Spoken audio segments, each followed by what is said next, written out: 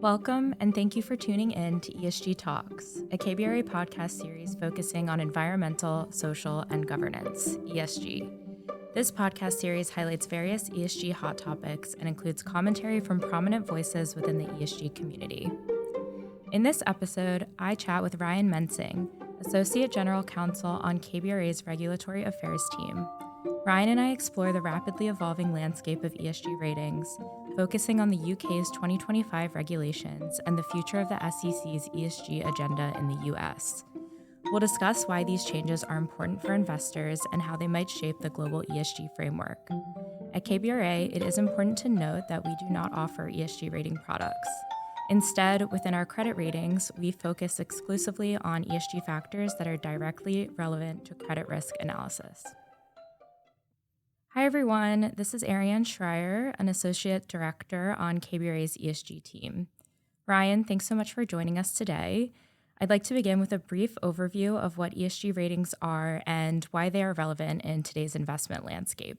Sure. Well, thank you, first of all, for having me. Look forward to our discussion. I think the first thing I would say is that, there are many different kinds of things that are referred to as ESG ratings or scores. Unlike credit ratings, ESG ratings can describe a number of different measurements, whereas credit ratings only speak to credit risk. So, for example, with ESG ratings, they can be an aggregation of any number of the factors, E, S, or G.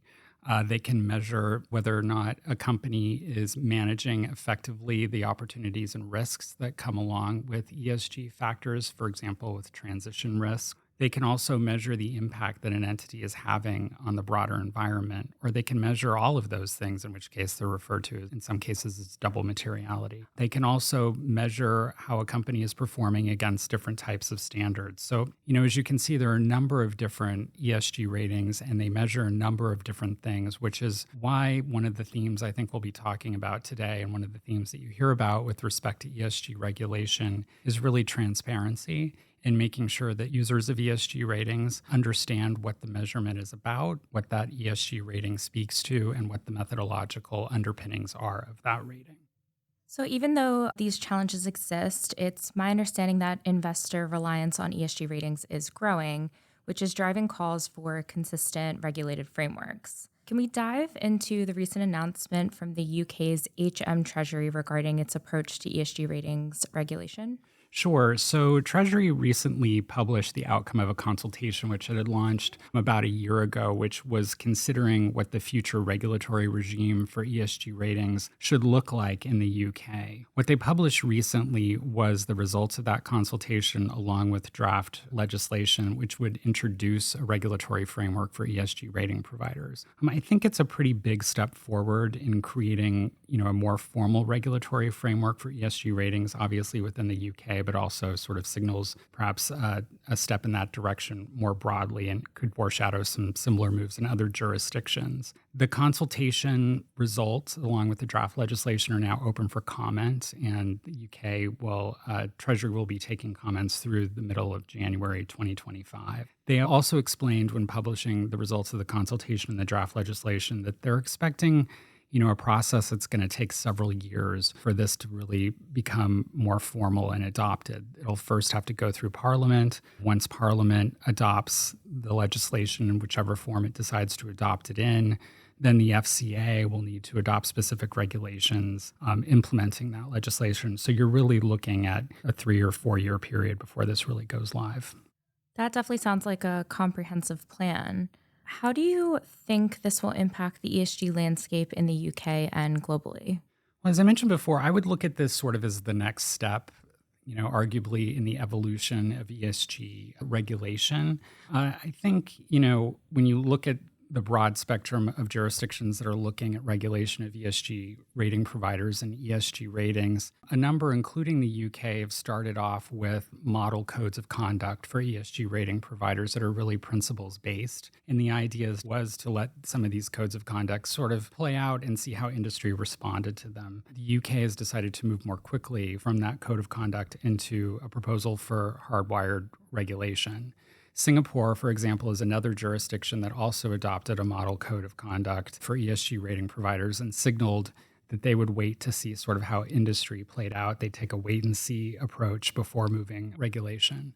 Having said that, I think it's not surprising that the UK would move forward with regulation, taking into account, for example, that the EU has moved forward with regulation for its ESG rating providers. And it may just be an indication that, given, as you mentioned before, there's so much interest and reliance on ESG ratings, that sort of principle-based codes of conduct may not be sufficient, at least in the eyes of many regulators. So I think as we move forward, you can look at the UK as maybe one of several examples of regulation coming online. And I think what market participants are going to be looking for as those frameworks come online is the degree to which there's international consistency amongst these regulatory frameworks, and whether or not the frameworks allow for continued innovation and development in this space. Because really, when you look at ESG ratings, they're relatively new relative to a number of different other products and services available in the financial services market. Let's switch gears a bit and focus on the U.S. Can you explain the current state of the SEC's ESG regulations and why some rules are in limbo? Sure. Well, as you know, earlier this year, the SEC adopted its long-awaited climate disclosure rule. This had been in the works for some time, and the final rule, which it adopted, really focused on Scope 1 and 2 disclosures as opposed to Scope 3 disclosures, which are considered to be a bit more onerous, and had a number of stakeholders from industry who have raised challenges around Scope 3 disclosures, which cover indirect emissions from supply chains and product use. The SEC rule covers Scope 1 and Scope 2, and to the extent a company sets Scope 3 targets, those are required for disclosure under the rule. But I think what we're now wondering about is, what does this rule do going forward in light of the litigation that it has been subject to pretty much ever since it was finalized? So that rule is in limbo because it is subject to a number of different court challenges, and the SEC voluntarily basically stayed that rule pending the outcome of the regulation. So it was supposed to take effect technically in May of 2024, but those dates are all pending the outcome of the court proceedings itself. Even though I think that a number of companies are going to be monitoring the outcome and how that litigation plays out, as I mentioned before, because the rule was in the works for so long, a number of companies, I think, had begun to implement in anticipation of the rule's finalization, and also because other jurisdictions, both at the state level and international level, had already developed and applied and implemented and were enforcing climate disclosure rules. So they had that reason to move forward with a framework for climate disclosure. And there's also just ongoing investor demand and investor interest around climate disclosure. So sort of independent of where the SEC rule falls or the final outcome with it, these types of disclosures, I think, are already sort of baked into the equation for a number of companies. With that said, and with the recent election and potential regulatory shifts, what do you foresee for the SEC's ESG agenda? Yeah, that's a big topic of conversation. There's a lot of speculation post-election about what the SEC and really the federal government's posture towards some of these regulations and policymaking is going to look like under a Trump administration. As you probably know, President-elect Trump recently announced that Paul Atkins is his choice to be the next chair of the SEC.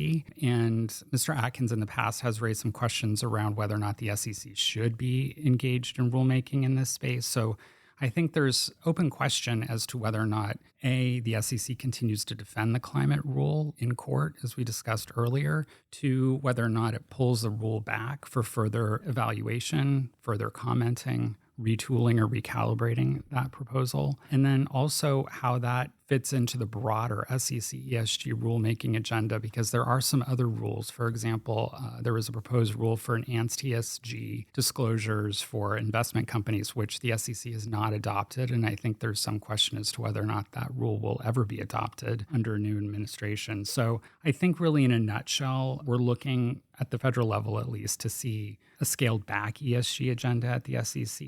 And that could involve, either revisiting some of these more recently adopted rules or rolling some of them back. And if there is a regulatory rollback, what might that mean for companies and investors? I think one thing I'd point out is, we should distinguish between a rollback broadly and what that means, from a state perspective or a federal perspective. I think if you look back over the last several years, where you see a lot of activity in the ESG and climate disclosure rulemaking space has been happening at the state level. So even though we may see an SEC or a federal government that sort of steps back from this space, you will see other states, for example, California, which already adopted a climate disclosure rule, move forward with those rules. A lot of companies are operating, in a global environment. So they're also having to think about what rules they must comply with outside of the United States. And so that's a factor. I think at the same time, going back to the states and the state activity in the ESG arena, you also see some states who have enacted rules or at least moved in a direction that reflects some skepticism around ESG policy, sustainable finance, climate disclosure, and what have you. So it's another sort of dimension to the broader landscape that companies are going to need to navigate. What I think we're looking at is the proverbial patchwork of regulation that will be different at the federal level, at the state level, and the international level. To wrap up, what would you say are the biggest takeaways from regulatory developments in the UK and the US? If you look at those two jurisdictions as sort of case studies, I think we can really underscore here is divergence. And it's not just really about those two countries, about the US and the UK, but what we've been discussing also around the international environment and at the state level. I think it's also worth pointing out that even in jurisdictions like the EU, which have a much longer history and are further along in the journey around ESG ratings and climate disclosure and what have you, there's also active and ongoing discussions around what that policy should look like in the sustainable finance realm going forward and whether or not it should be adjusted. So these are really active and ongoing conversations that I think are going to play out for some time. So what steps might companies, ESG rating providers, and investors take to navigate these changes? I think a lot of it is going to be remaining diligent and vigilant, watching how policy takes shape. Because this is an evolving and very dynamic space, I would expect companies to be looking for trend lines, both at the federal and state level and also international level, and thinking through sort of what their strategy should look like going forward in such a dynamic environment.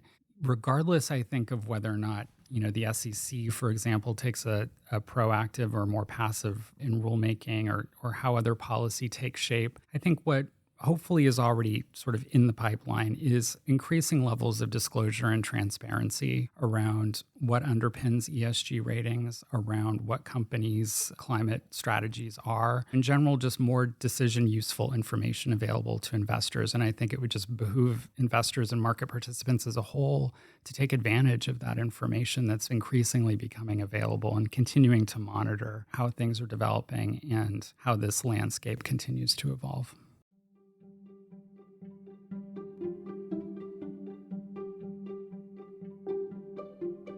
Thank you to Ryan for a very interesting discussion. This concludes our episode.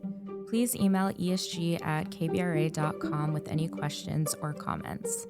We also encourage you to visit KBRA's ESG website at esg.kbra.com, where you can find ESG research related to the topics discussed in this episode, further details on KBRA's ESG approach, and other ESG-related media items. You can also join our mailing list to access our ESG Weekly Roundup newsletter.